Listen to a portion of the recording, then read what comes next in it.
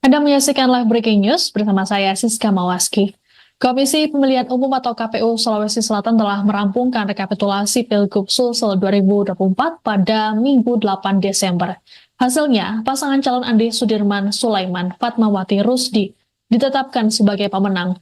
Dalam rapat pleno rekapitulasi suara KPU Sulsel di Hotel Novotel, Kota Makassar, pasangan yang memiliki julukan andalan hati ini meraih lebih dari 3 juta suara. Mereka unggul di 21 dari 24 kabupaten kota di Provinsi Sulawesi Selatan. Sementara untuk pasangan Dani Pomanto, Azhar Arsyad hanya meraih 1,6 juta suara dan unggul di 3 wilayah.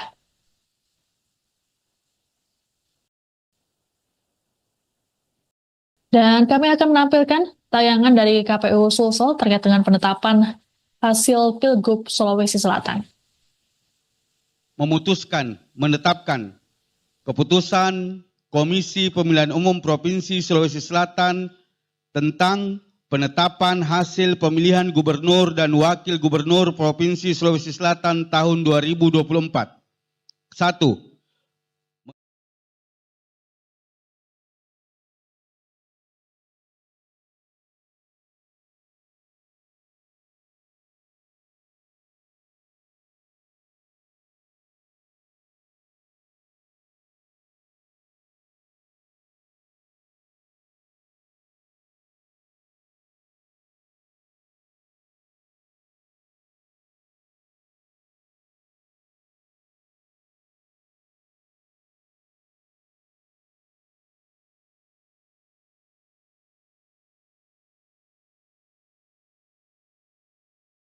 Tiga, hasil pemilihan gubernur dan wakil gubernur Provinsi Sulawesi Selatan tahun 2024 sebagaimana dimaksud dalam diktum ke-1 dan diktum ke-2 ditetapkan dan sekaligus sebagai pengumuman pada hari Minggu tanggal 8 bulan Desember tahun 2024.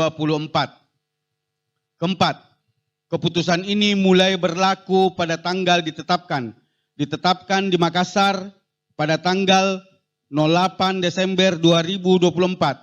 Ketua Komisi Pemilihan Umum Provinsi Sulawesi Selatan Hasbullah tertandatangani.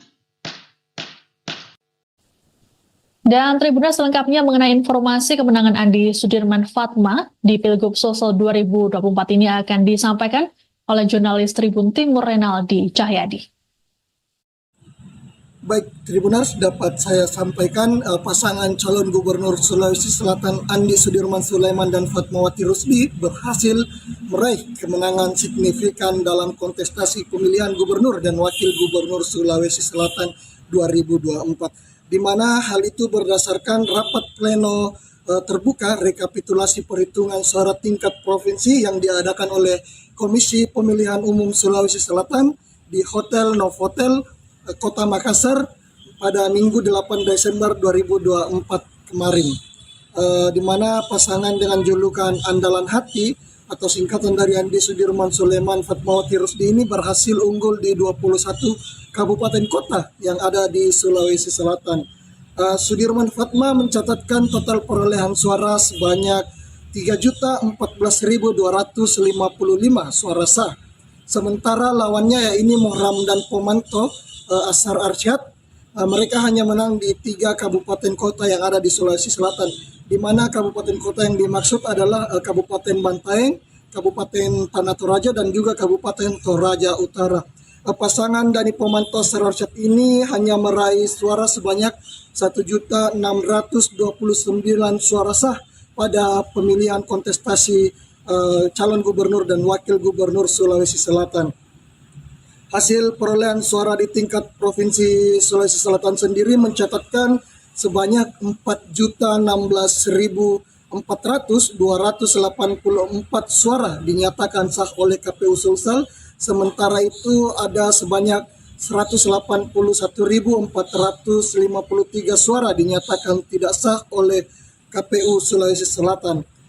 Dengan demikian, tingkat partisipasi pemilih di Sulawesi Selatan sendiri dapat dikategorikan meningkat meskipun tidak secara signifikan, namun ada peningkatan pada saat Pilkada 2024 kali ini, di mana KPU Sulsel sendiri menyatakan tingkat partisipasi di Sulsel kali ini mencapai 71,8%. Tentu keberhasilan Sudirman Fatma ini menunjukkan dukungan yang kuat dari masyarakat Sulawesi Selatan yang menginginkan Andi Sudirman Sulaiman dan Fatmawati Rusdi memimpin Sulawesi Selatan selama 5 tahun ke depan. Tentu hasil yang didapatkan oleh pasangan Dani Pomanto dan Asar Rasyad sendiri tidak cukup untuk mengalahkan pasangan Sudirman Fatma dalam kontestasi Pilgub Sulsel kali ini. Hasil itu juga secara resmi menandakan bahwa pasangan Andi Sudirman Sulaiman dan Fatmawati Rusdi ini keluar sebagai pemenang dalam kontestasi Pilgub Sulsel meskipun KPU belum menetapkan mereka secara resmi. Tadi kami sempat menghubungi salah satu tim dari Andalan Hati atau Andi Sudirman Sulaiman Fatmawati Rusdi, yaitu Hairudin Nurman, salah satu juru bicara dari tim Andalan Hati sendiri. Dia mengatakan kemenangan bersama ini mereka berharap tidak ada lagi sekat di antara kubu 01 maupun dari kubu 02. Karena menurut mereka hal ini bukan akhir tetapi adalah awal untuk membangun Sulawesi Selatan secara bersama-sama. Mereka juga tentunya tetap menghargai proses dan menunggu penetapan resmi dari KPU Sulawesi Selatan sendiri. Baik Tribunar, sekian laporan dari saya jurnalis dari Tribun Timur Makassar. Terima kasih. Download Tribun X sekarang. Menghadirkan lokal menjadi Indonesia.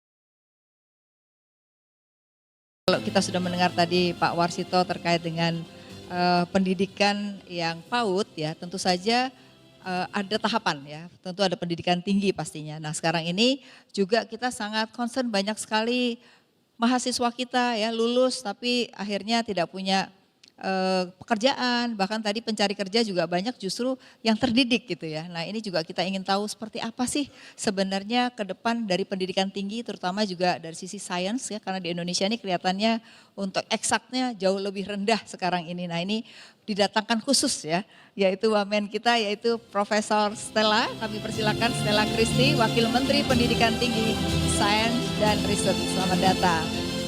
Apa kabar? Terima kasih. Baik, silakan duduk. Baik, nah kita senang sekali ya karena cocok kalau kita mau bicara pendidikan tinggi, wamennya ini yang sudah menghasilkan dulu dong, hasilnya seperti ini baru bicara tentang kebijakan gitu. Jadi kita sudah yakin dengan Prof. Stella. Nah tinggal kita dengar paparannya seperti apa sih Prof. Stella di pendidikan tinggi ini, karena kita tahu ya justru banyak pendidikan tinggi ini yang justru pengangguran terdidik justru banyak di perguruan tinggi ya, tapi mungkin ke depan model seperti apa dalam pendidikan tinggi ini yang perlu dilakukan sehingga generasi berikutnya mungkin akan berbeda dan juga diharapkan menjadi orang yang tidak hanya bekerja tapi juga menjadi wirausaha, menjadi ahli teknologi dan lain-lain. Silakan Prof. Stella 5 menit.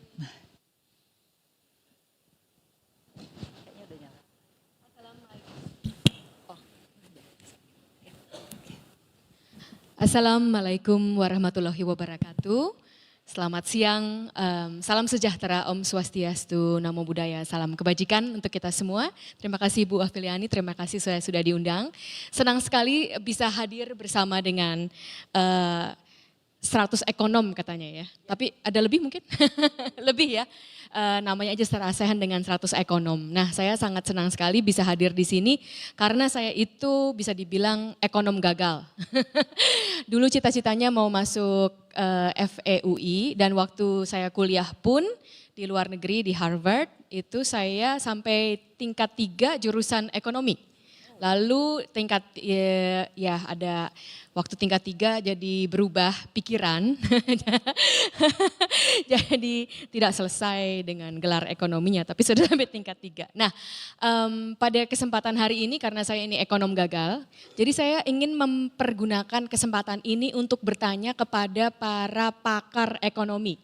Jadi mungkin agak sedikit lain ya, tadinya mungkin pikir saya akan bercerita apa gitu, enggak, saya justru akan bertanya. Nah, tapi saya mulai dari, mohon ini belum, slide-nya tolong. Ya, saya mulai karena kalau kita di ilmu ekonomi, oke. Karena kalau kita, ya ada gunanya juga gitu belajar ekonomi dulu waktu muda. Masih ada yang diingat. Nah, kalau kita mulai dari ekonomi, kita harus berdasarkan asumsi. Jadi saya akan menggunakan the Romer model. Ya, ini karena ini untuk ekonom tidak perlu dijelaskan, tapi mungkin ada yang menonton online sedikit saja dijelaskan. Kaitannya sangat tentu saja kita hari ini karena yang sarasehan dengan 100 ekonomi itu adalah kaitan antara terutama sekali ini klaster sumber daya manusia dan saya dari Kementerian Pendidikan Tinggi, Sains dan Teknologi, jangan lupa sains dan teknologinya itu penting sekali. Nah, apakah kaitannya dengan ekonomi? Ini secara ekonomi dasar, para ekonom kita ini akan jauh lebih tahu bisa menjelaskan daripada saya. Mudah-mudahan nanti akan ada di Instagram supaya para anak-anak muda kita tahu apa the Romer Model of Growth. Ini sangat penting sekali tentu saja. Saya nggak akan kasih tahu, saya nggak akan bicara banyak tentang 4 equationnya, tetapi tentu saja intinya Romer adalah yang membetulkan the Solow Swan Model. Jadi sebelumnya Solow Swan Model bahwa pertumbuhan tidak bisa dicapai tanpa technological innovation. Tetapi technological innovation pun tentu saja tetap akan menghadapi diminishing return. Nah, untuk escape, untuk keluar dari diminishing return ini satu-satunya cara adalah dengan investasi di sumber daya manusia. Karena berdasarkan teori oleh Romer adalah satu-satunya investasi yang tidak akan turun, yang tidak akan menghadapi nilai diminishing return, itu adalah investasi di sumber daya manusia dan bukan investasi di fisik, bukan investasi di infrastruktur fisik. Ini tentu saja untuk para ekonom, untuk di dunia ekonomi adalah suatu yang sehari-hari ya, makanan sehari-hari. Tetapi kalau boleh saya juga mengajak para ekonom, kita harus mengedukasikan masyarakat kita, publik kita untuk mengerti begitu pentingnya sumber daya manusia terhadap pertumbuhan ekonomi. Kalau kita tidak investasi di sumber daya manusia, kita tidak akan mungkin bisa mencapai pertumbuhan ekonomi. Itu selalu akan tetap steady state growth atau diminishing return. Nah, ini penting sekali. Dengan asumsi ini, saya ada 4 pertanyaan. Jadi saya justru ada 4 pertanyaan terhadap 100 ekonom di sini, 100 dan lebih. Mohon dijawab dalam tanggapannya. Tidak perlu dijawab 4-4-nya.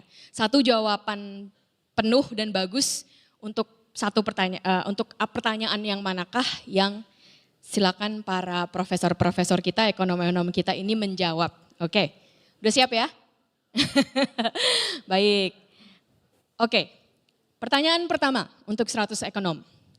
Kebijakan atau prosedur ekonomi apakah? Maksudnya apa yang dilakukan sehari-hari di prosedur ekonomi di kementerian kah, di instansi-instansi, di lembaga-lembaga ataupun di masing-masing unit-unit yang ada yang bisa membuat riset dianggap sebagai investasi dan bukan melulu sebagai pengeluaran. Ini kalau kita semua yang hadir di sini melihat apa yang terjadi selama ini dari segi kebijakan, dari segi pengeluaran anggaran dana, itu jelas sekali ada suatu pemikiran kunci bahwa riset, penelitian itu adalah pengeluaran, cost, bukan investasi. Nah, jadi saya menanyakan kepada para saudara-saudara sekalian, apa yang bisa dibuat? Kebijakan ekonomi apakah? Prosedur ekonomi apakah yang bisa mengubah pemikiran ini? Sehingga kita bisa mencapai the Romer Model of Economic Growth. Oke. Pertanyaan kedua. Untuk menghasilkan riset yang kompetitif dan berkualitas, diperlukan dana yang besar, yang memerlukan terutama sekali kontribusi dari industri. Ini sudah terjadi di seluruh negara-negara maju ataupun negara-negara yang hampir menjadi negara maju dan berkembang terutama sekali karena industri berbasis teknologi. Namun industri di Indonesia masih sangat segan berinvestasi karena sedikitnya riset yang berkualitas. Ini saya bisa jelaskan secara gamblang karena sudah saya teliti angka-angkanya bahwa ada banyak dana yang dari Kemendikti Saintek pun mengeluarkan sebagai dana padanan, industri tidak mau match, tidak mau berpadani karena mereka tidak yakin bahwa riset yang akan mereka investasikan itu adalah riset yang berkualitas. Nah, ini kan menjadi dilema ayam dan telur. Bagaimana memecahkan dilema ayam dan telur ini? Mana telurnya, mana ayamnya? Gitu. Oke, pertanyaan kedua itu ya. Pertanyaan ketiga, untuk 100 ekonom. Skema ekonomi dan pendanaan apakah yang bisa dipakai untuk membiayai ekosistem perguruan tinggi? Pada saat sekarang yang sudah saya lihat dan sudah saya analisa, perguruan tinggi negeri kita dan juga banyak perguruan tinggi swasta itu tidak menghasilkan atau bahkan banyak yang minus. Nah, sementara itu kita butuh dana untuk membuat ekosistem yang berkualitas. Dan jangan lupa kembali di Romer Growth Model, sumber daya manusia, itu berdasarkan pengetahuan dan inovasi. Dua-duanya itu di perguruan tinggi. Dan untuk menghasilkan kualitas perlu dana yang sangat besar. Nah, bagaimana skema ekonomi apakah?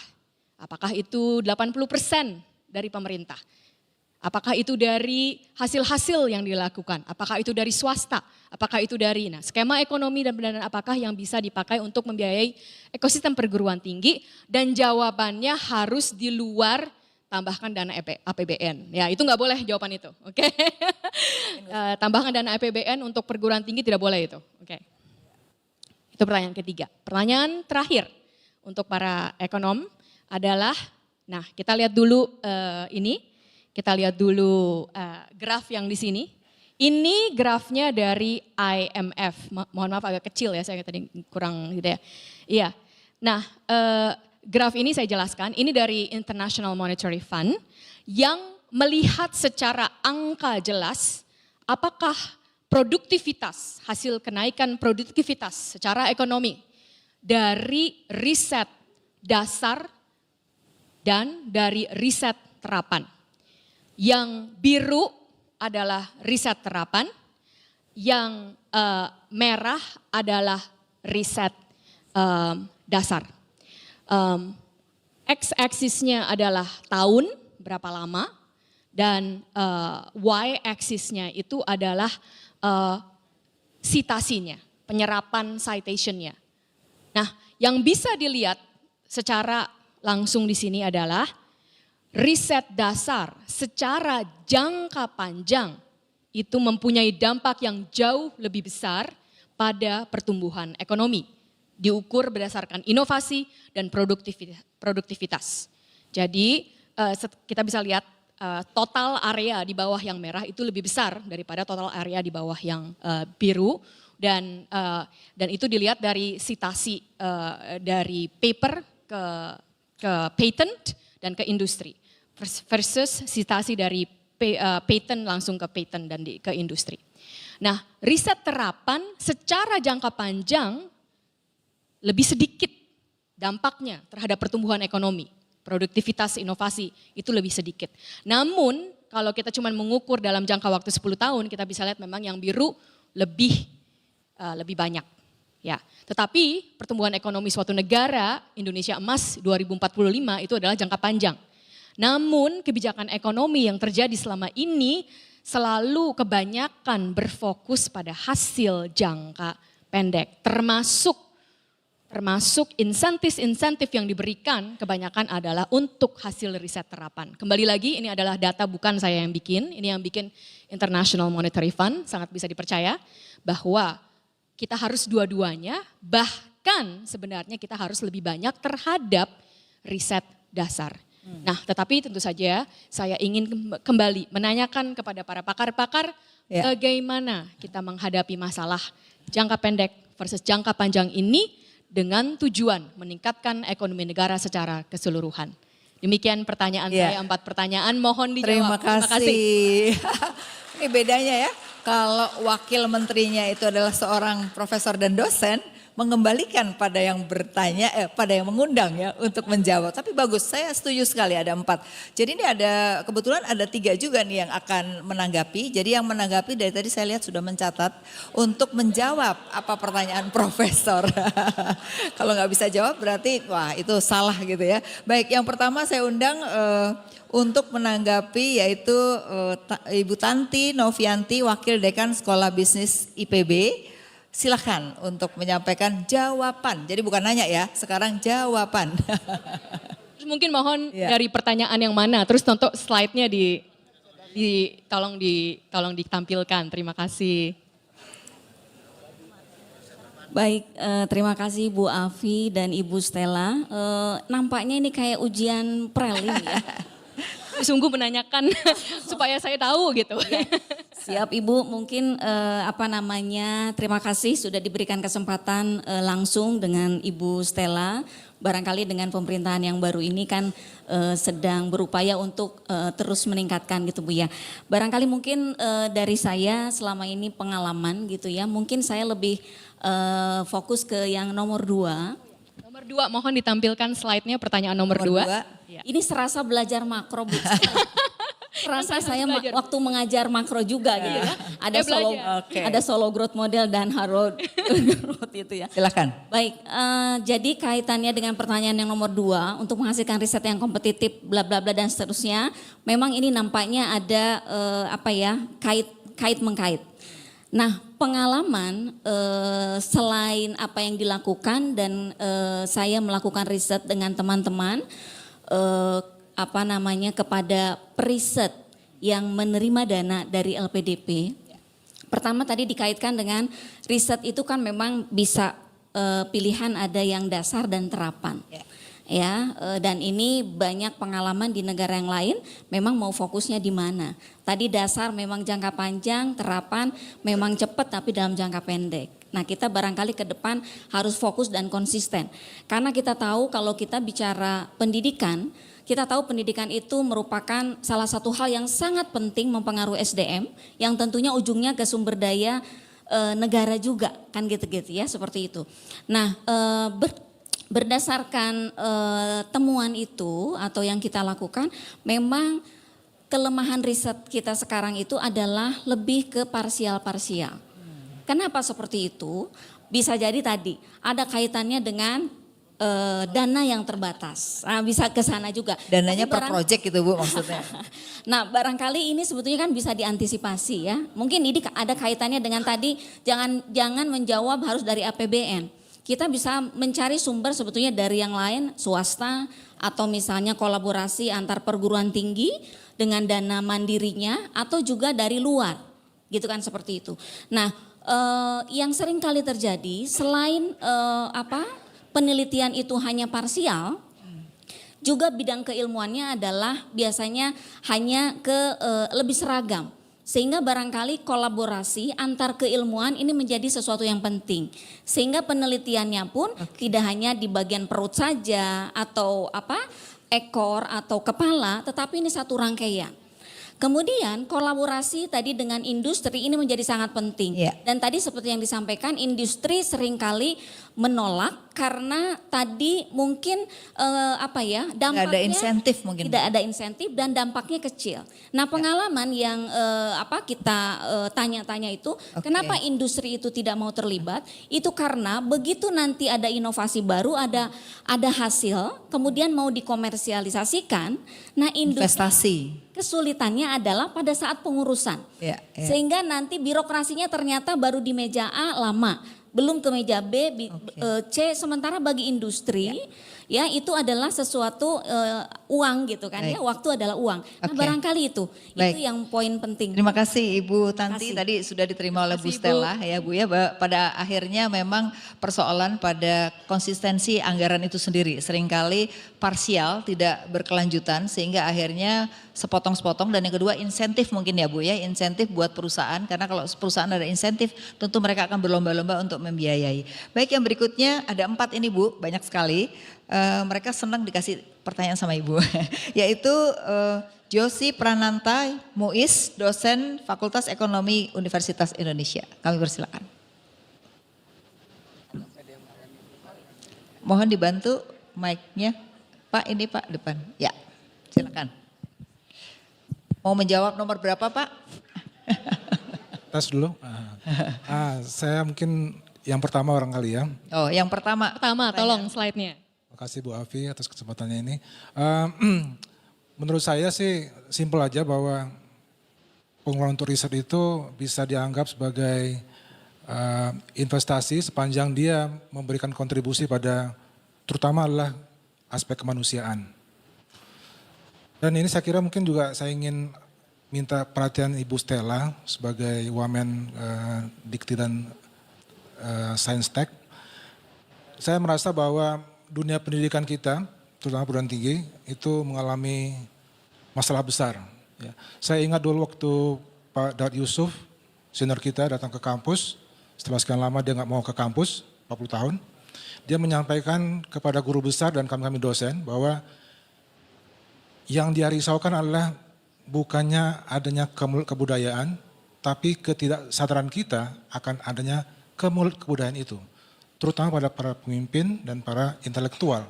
Apa itu kebudayaan?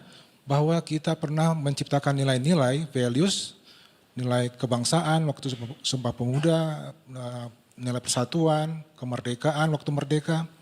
Tapi pembangunan yang sudah hampir 80 tahun ini menggerus nilai-nilai tersebut.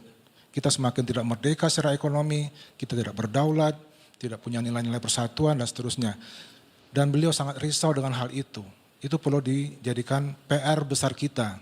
Dan itu yang saya kira perlu menjadi perhatian kita bahwa pembangunan sejatinya adalah membangun manusia.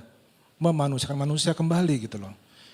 Pendidikan tinggi tidak sekedar menyiapkan SDM untuk pembangunan. Tapi bagaimana orang-orang muda Indonesia menjadi manusia kembali. Dia punya nilai-nilai. Nilai-nilai kejujuran, integritas, kemandirian dan seterusnya. Dan ini yang saya kira hilang dalam pendidikan tinggi kita. Dan itu saya kira perlu jadi PR kita bersama. Oke.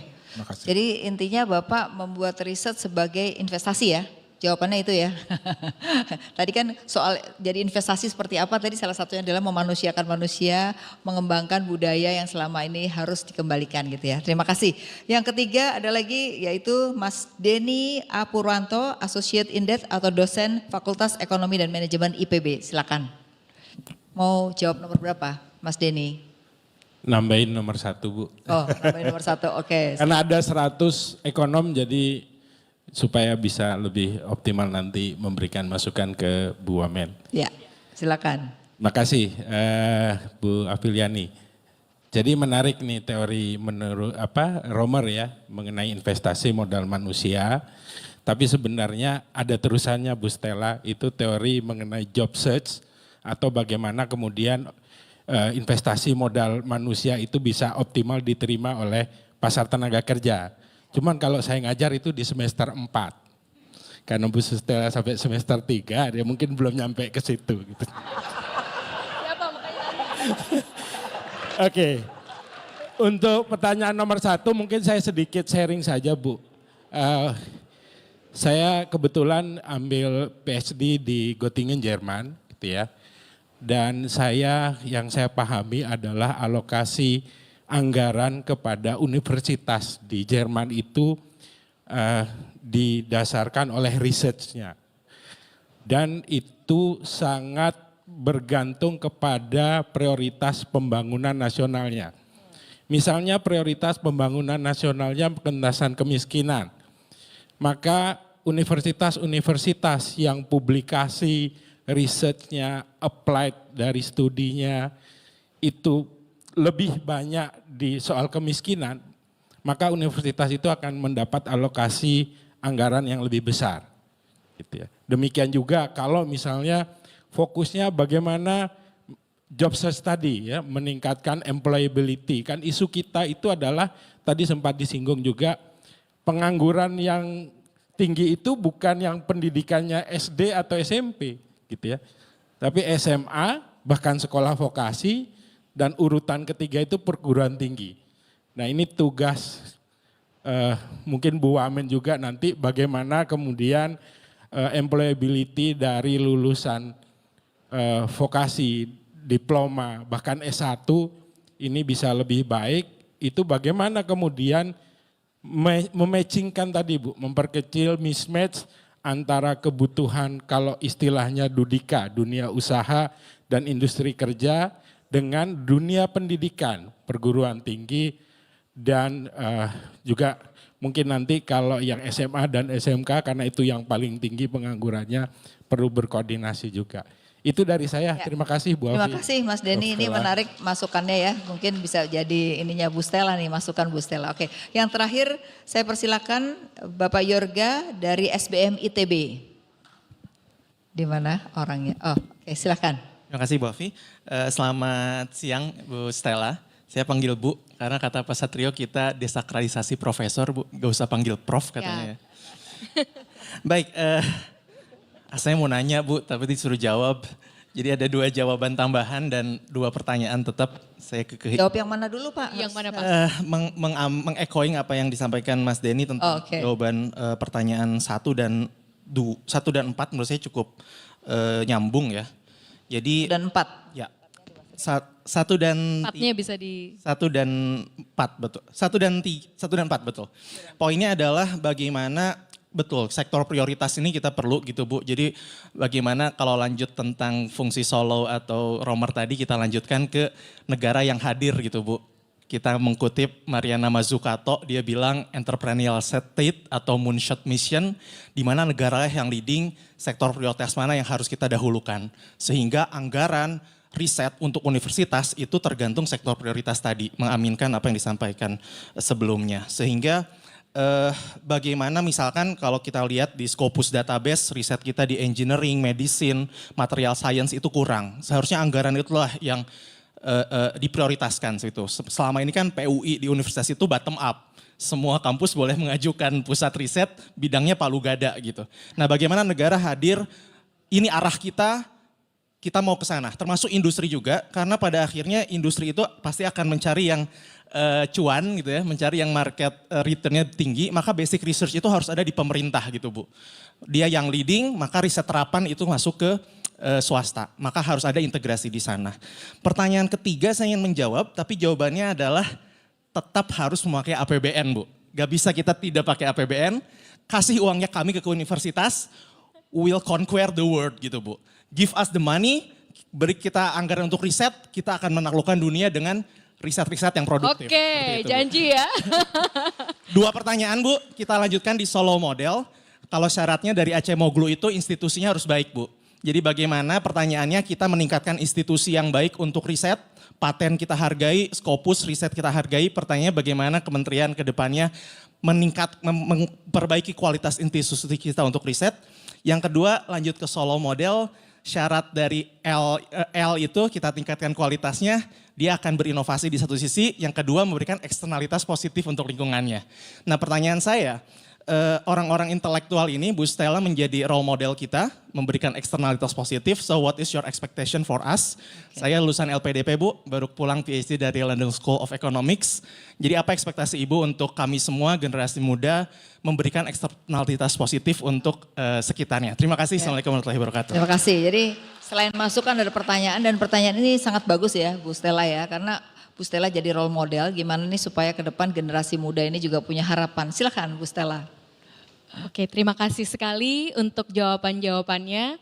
Memang tujuan saya untuk belajar dan ini sungguh menjadi masukan karena dalam jangka waktu hampir 1 bulan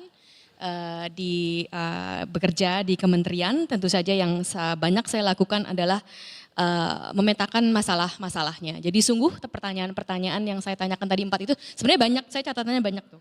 Udah setengah buku tuh. Jadi tapi saya harus pilih karena cuma boleh 5 menit. Pertanyaannya banyak lagi, mungkin nanti saya taruh di Instagram gitu ya. Jadi para ekonom bisa menjawab. Sungguh pertanyaan 4 itu adalah yang saya analisa dari peta pendidikan tinggi sains dan teknologi yang langsung berhubungan dengan pertumbuhan ekonomi, sehingga itulah 4 yang tadi saya tanyakan, salah 4-nya dari banyak. Tadi ada saya mungkin mulai dari pertanyaannya dahulu, lalu saya akan jawab juga tanggapannya. Terima kasih sekali. Pertama dari pertanyaan bagaimana perguruan tinggi itu bisa lebih menghargai produk-produk riset yang berkualitas. Itu sangat penting sekali, dan ini sudah saya petakan. Ternyata kemarin ya, hari Senin ya, saya bicara di di IDEF, saya agak lupa nih, untuk acara ekonomi juga. Kebetulan Ibu Sri Mulyani juga menjadi pembicara hari Senin kemarin, secara online saya berbicara bahwa kalau kita lihat ada 8 IKU untuk universitas kita, hanya 1 IKU nomor 5 yang ada hubungannya dengan penelitian. Nah, yang lainnya, 7 IKU yang lainnya itu sama sekali tidak ada hubungannya dengan riset dan kualitas riset. Ini sungguh harus kita benarkan. Jadi kita sudah mulai dengan para guru besar dan juga dengan para diaspora dan juga dengan saya juga mendengarkan para Ikatan Ilmuwan Muda Indonesia, ALMI, yang sudah juga melakukan penelitian bagaimana kita bisa mengkaji bersama IKU, karena IKU ini langsung ada dampaknya terhadap perguruan tinggi, sehingga bisa lebih menghargai riset yang berkualitas, bukan kuantitas. Sekarang pun ada masalah kita terlalu banyak kuantitas. Di Indonesia kita ada 22.000 jurnal, hanya 11 yang Q1 Scopus. Nah, itu 22.000 jurnal itu sangat terlalu banyak. Dan itu terjadi bukan karena kita adalah orang-orang yang senang baca buku, tetapi memang BKD itu mengharuskan setiap semester harus publikasi. Mahasiswa menulis disertasi harus publikasi. Nah, inilah harus kita kaji.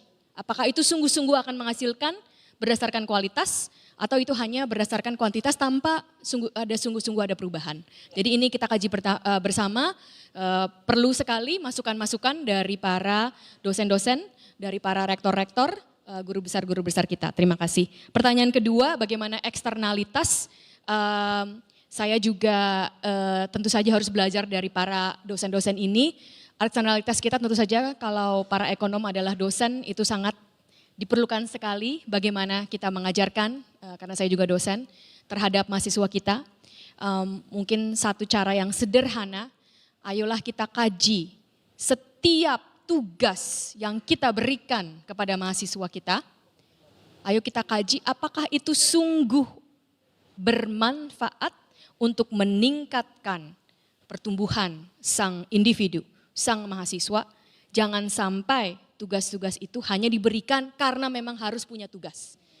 Lebih baik tidak punya tugas, punya waktu lebih banyak untuk membaca, untuk berpikir, daripada dikasih tugas hanya karena ada tugas. Mungkin itu satu yang bisa kita lakukan sebagai dosen.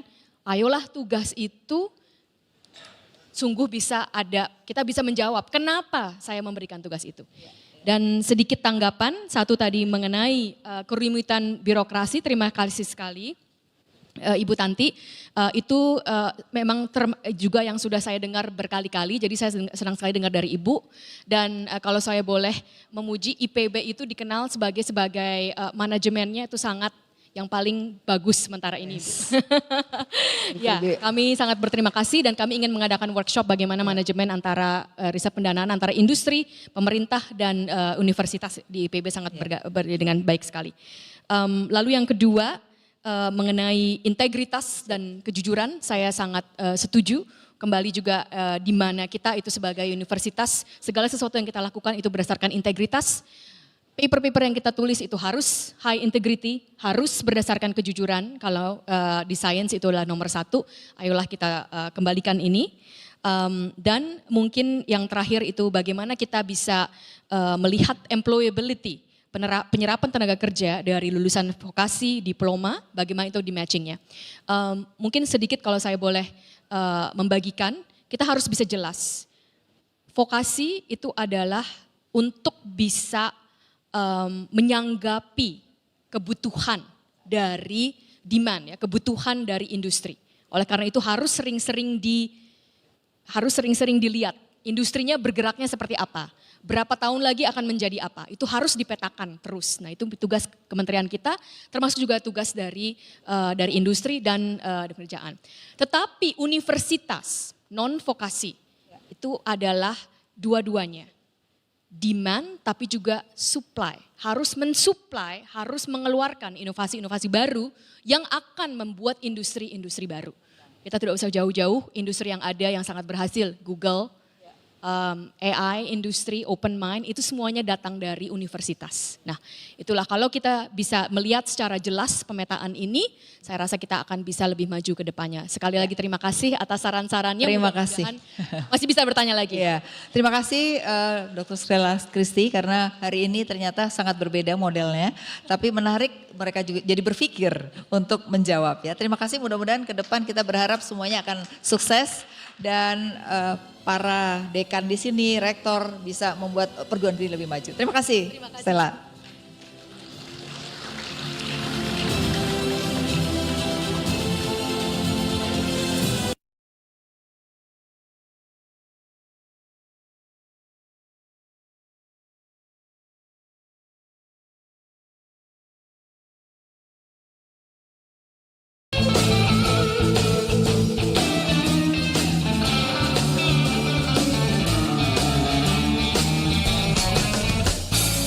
Di kalangan masyarakat banyak muncul pertanyaan, apakah Indonesia akan mampu mencapai cita-cita mulia yaitu Indonesia emas? Apa yang jadi persoalan di sini? Soal krisis moral. Banyak orang pandai di Indonesia, banyak orang pintar, banyak orang cerdik. Tetapi banyak juga yang memanfaatkan kepandaiannya, kecerdikannya, peluang-peluang dia untuk bisa sukses ke arah yang salah, yaitu memanfaatkan jabatan, memanfaatkan kedudukan, memanfaatkan kepandaiannya untuk mencuri hak orang lain. Menjadi menarik karena dari satu kementerian, yaitu Kementerian Pertanian, muncul seorang menteri yang membuat banyak orang kaget juga, yaitu ketegasannya untuk mengakui ada masalah di kementeriannya dan kemudian melakukan tindakan tegas untuk perang terhadap korupsi. Siapa narasumber kita? Sudah ada di hadapan saya, Andi Amran Sulaiman, Menteri Pertanian. Terima kasih Pak Amran. Sama-sama Pak. Judul episode kali ini adalah Tikus Diracun Amran. Tiran. Nah, saya masuk dulu urusan tikus dan racun. Jadi memang Anda yang menemukan formula racun pembasmi hama tikus. Iya. Baik, namanya tiran. Tiran. Kenapa dikasih nama tiran ini? Tiran itu tikus diracun oleh Amran. Oh, jadi udah benar ini ya? Sudah benar. Oke, jadi apa yang terjadi hari itu sampai Anda memikirkan urusan tikus ini? Kami ingat tahun 89, waktu itu kami kuliah, hidup pas-pasan, tidur di kos-kosan. Saya katakan dalam hati saya, kalau kami keluar nanti selesai kuliah, tetapi hanya dengan IP, kemudian mendapatkan ijazah, kemudian melamar kemana-mana, bisa jadi kami tidak diterima karena tidak punya keluarga pejabat. Kami orang dari desa. Sehingga kami berpikir kami harus menemukan sesuatu yang dibutuhkan oleh orang banyak. Pertama, meneliti pupuk. Kami ingin pupuk yang kami mau buat waktu itu adalah bagaimana tanaman berbuah tanpa musim setiap hari. Sekarang sudah ada yang temukan, tapi waktu itu mahal biayanya, jadi kami tidak sanggup. Yang kedua, teliti masalah mangga, pupuk, kemudian biogas, semua kami tidak bisa lanjutkan karena biayanya mahal. Ini Anda mahasiswa pertanian ini? Mahasiswa pertanian. Kemudian teliti racun tikus 3 tahun. Ini yang paling murah ini ya? Ini yang paling murah. Kami teliti sampai 88 kami masuk kuliah 3 tahun. 93 kami selesai. Kami sudah dapat formulanya. Kemudian kami dapat hak paten 95. Kemudian kami mencoba sosialisasikan seluruh Indonesia selama 13 tahun. Apa pentingnya urusan tikus ini? Kerugian petani karena tikus itu sangat tinggi. Tahun 92 ada serangan tikus yang luar biasa terjadi di seluruh Indonesia. Ide awalnya dari sana. Bagaimana? Karena kami ingin hidup kami bermanfaat untuk orang banyak. Padahal kami miskin juga. Bagaimana membantu orang? Ada yang menarik. Waktu kami penelitian, selesai penelitian, uji coba dan seterusnya, sudah berhasil, kami tidak punya modal. Untuk mengembangkan hasil temuan ini. Penemuan itu. Kami keliling, jalan kaki, jual Rp100 per biji. Nggak laku. Aku turunkan Rp50 per biji. Nggak laku. Aku kasih gratis, tambah takut. ini barang apa nih? Iya. Selama 13 tahun. Tapi soal tikus ini kan masih berlanjut. Iya. Kalau bicara tikus itu kan ada quote unquote tikus juga. Kalau koruptor itu selalu dianggap tikus juga. Dan Anda sekarang dikenal orang yang tegas memberantas tikus atau koruptor di lingkungan Anda sendiri saat ini di Kementerian Pertanian.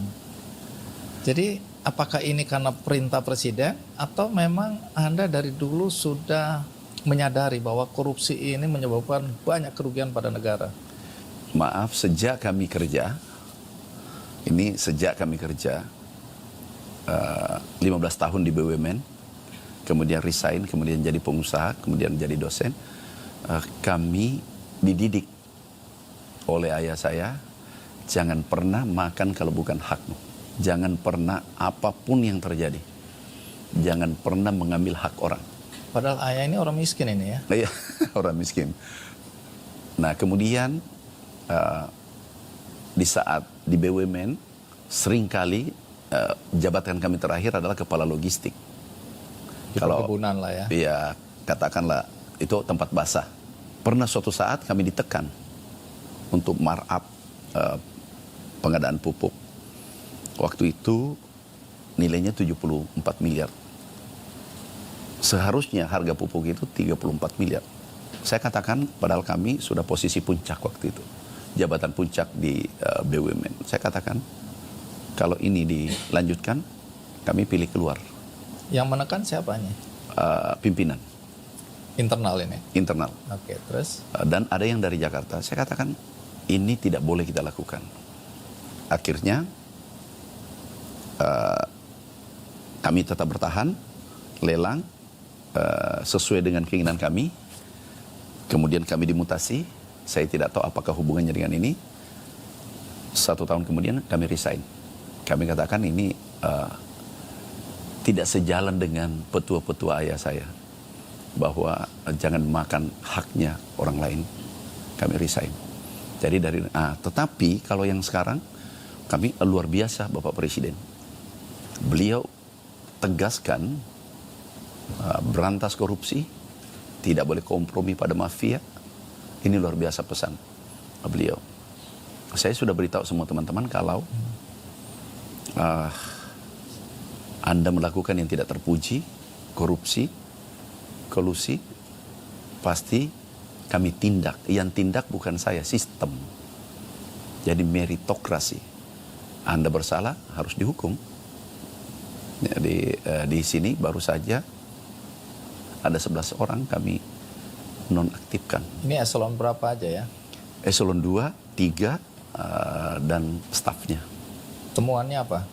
Temuannya yang pertama, kami kan ada sebar nomor HP kepada masyarakat umum, kepada Nomor media. HP Anda Nomor disebar HP untuk saya publik. untuk publik. Jadi langsung ke saya. Jadi orang yang melapor kami itu terjaga kerahasiaannya. Kemudian kami terima sekarang lebih 100. Kalau kami terima, yang melapor kemarin itu adalah seorang guru besar dan seorang calon bupati sepertinya terpilih. Melapor bahwa ada permainan di dalam. Jadi kami langsung cek. Kami panggil bersangkutan. Kayaknya ada bakat saya jadi penyidik. Cuma 5 menit ngaku. Tapi ini soal history ya, track record Anda juga mungkin yang membuat dia atau siapapun yang melakukan penyimpangan gentar juga. Kan banyak menteri yang menutupi borok di dalam kementeriannya. Karena kalau dianggap banyak korupsi di situ, berarti dia juga gagal. Kenapa Anda melakukan hal yang sebaliknya? Anda nggak malu bahwa di kementerian Anda ada korupsi? Justru kita malu di depan Tuhan kalau kita melakukan pembiaran. Kalau melakukan pembiaran sama dengan beternak kejahatan. Kapan negeri ini bisa maju? Nggak mungkin maju. Ini bisa negara kita menjadi poco-poco. Tahu poco-poco, 2 kali maju, 2 kali mundur. Nggak kemana-mana. Nggak kemana-mana. Kalau kita membiarkan, kita harus memulai. Kita harus berani melakukan. Kita sayang generasi kita. Kita jangan ego hidup. Kita palingan 5 tahun, selesai. Tapi ada generasi kita menunggu. Ingin melanjutkan perjuangan ini. Dan kita nanti disesali generasi kita kalau kita tidak lakukan.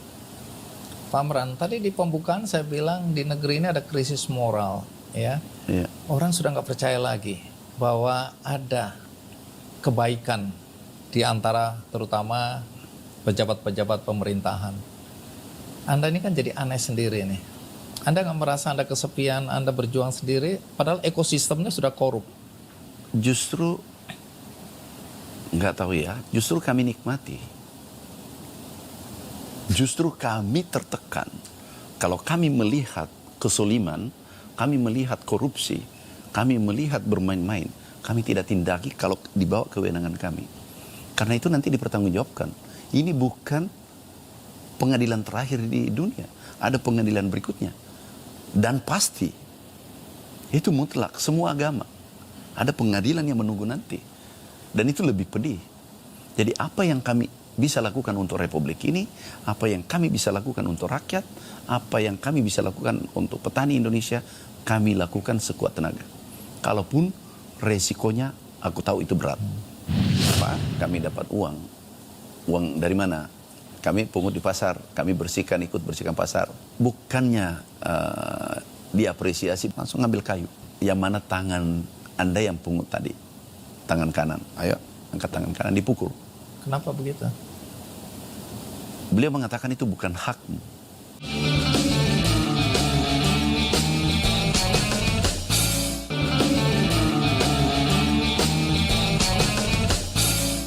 Pak Amran, ini kalau kami diskusi ya sama teman-teman ya, selalu yang jadi pertanyaan orang-orang yang tertangkap tangan korupsi ya, atau yang terungkap kemudian dia korupsi di pengadilan terbukti korupsi, itu kan orang-orang yang sudah punya harta yang berlimpah gitu. Artinya posisinya bagus, jabatannya bagus, duitnya banyak, tapi dia tetap mencuri hak orang lain. Nah, kalau kita bicara menteri-menteri kan ada juga atau bahkan relatif banyak menurut saya yang tertangkap korupsi dan masuk penjara. Kenapa menteri masih korupsi? Kami tidak bisa membahas lebih jauh kenapa menteri korupsi. Tapi kalau yang kami rasakan, harusnya pendidikan korupsi itu mulai dari rumah tangga. Mulai dari kecil diberitahu. Bisa kasih contoh? Contoh, kami, bersaudara, diberitahu 12 bersaudara jangan coba-coba pernah mengambil haknya orang. Dan ada yang kami ingat sampai hari ini yang mengantarkan kami sampai ke tempat ini. Suatu ketika kami di SD, kami ini kan hidup susah. Ayah cuma babinsah, juga bertani. Gaji 116.000 Rp116.000. lagi membersihkan pasar. Pasar dibersihkan kalau sudah selesai pasar 1 kali 5 hari. Pasar kami datang bersihkan. Biasanya dapat uang. Kami dapat uang Rp5 yang gambar burung. Uang yang jatuh gitu. Yang jatuh di pasar. Mungkin uang tercecer apa segala macam. Jadi harusnya tanda kutip sudah nggak ada pemiliknya. Nggak ada pemiliknya. Oke. Kami bawa pulang. Apa yang terjadi? Kami lapor ke bapak saya, ayah saya, Pak, kami dapat uang. Uang dari mana? Kami pungut di pasar, kami bersihkan, ikut bersihkan pasar. Bukannya diapresiasi, bukannya bapak senang. Langsung dia tidak mengucapkan sepatah kata, langsung ngambil kayu. Ambil kayu, yang mana tangan Anda yang pungut tadi. Tangan kanan, ayo angkat tangan kanan, dipukul. Kenapa begitu? Beliau mengatakan itu bukan hakmu, bukan Tapi kan hasil nggak ada yang keringatmu. punya itu uang. Itu tidak kompromi. Hitam putih ini ya. Hitam putih. Ayah ya. Kami diantar ke pasar di mana kamu ambil itu uang, dapat. Kembalikan, letakkan kembali baru pulang. Itu yang terngiang sampai hari ini, bahwa warisan, karena tidak ada warisan harta, warisan itulah yang kami dapat yang mengantar ke sini. Itulah nilai-nilai yang diwariskan oleh orang tua. Oleh orang tua. Itu yang kami ingat sampai hari ini. Bahwa jangan coba-coba mengambil haknya orang. Banyak juga yang bertanya-tanya, menteri itu gajinya atau penghasilannya berapa ya? 19 juta. Tapi tunjangan-tunjangan lain-lain? Ada tukin. Kalau tidak salah, 80-an kalau tidak salah. Kalau tidak salah berarti Anda nggak hitung benar apa yang Anda terima ya? Alhamdulillah, aku serahkan ke ada teman-teman di sini yatim, orang pertanian yang sudah meninggal bapaknya, ibunya. Tunggu, artinya gaji Anda nggak ambil? Kami yang ambil, baru serahkan.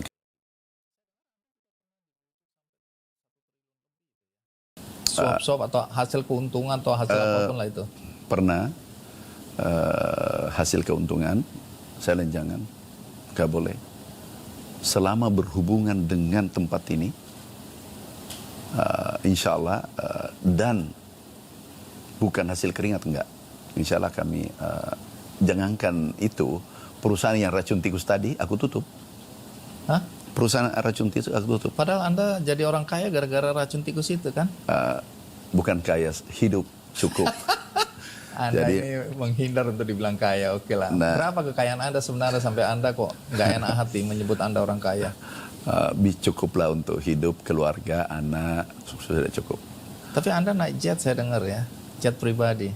Iya, untuk memperlancar aktivitas kita. Lalu bahan bakarnya negara yang tanggung? Enggak boleh. Siapa yang tanggung? Kami yang tanggung semua biaya operasional. Enggak boleh. Itu artinya miliaran loh Pak Amran. Saya ini belum ada apa-apanya, Pak Andino ya. Dibanding dengan pahlawan kita. Pahlawan kita nyawanya diserahkan untuk merah putih. Aku ini sangat kecil dibanding mereka-mereka. Jadi Anda nggak reimburse itu bahan bakar Anda pakai dan Anda bayar sendiri? Enggak, itu masih kecil. Saya belum berbuat banyak untuk Republik ini. Bayangkan pahlawan kita yang gugur di medan perang tidak ada gaji, tidak ada fasilitas, tidak diberikan tempat seperti ini. Dia perang di hutan, nyawanya dia sumbangkan negara. Anak istrinya menangis karena kehilangan ayah untuk merah putih. Dan tidak ada pikiran bahwa pamrih apa yang harus aku dapat. Masa kami yang pelanjut, apalagi ayah kami prajurit. Pangkat terakhir apa itu? Sersa Mayor.